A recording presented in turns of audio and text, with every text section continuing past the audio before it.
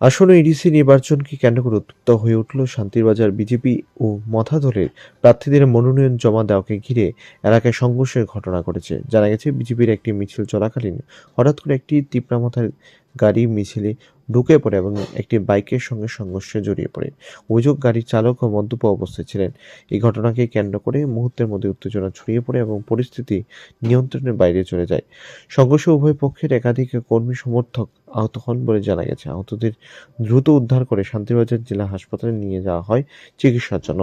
পরিস্থিতি সামাল দিতে ঘটনাস্থলে মোতায়েন করা হয় অতিরিক্ত নিরাপত্তা বাহিনী।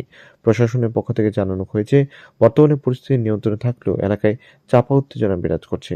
এদিকে ঘটনাকে কেন্দ্র করে রাজনৈতিক মহলে চাঞ্চল্য সৃষ্টি হয়েছে। আসন্ন নির্বাচনের প্রাক্কালে এই ধরনের সহিংস ঘটনার উদ্বেগ প্রকাশ করেছেন সাধারণ মানুষ।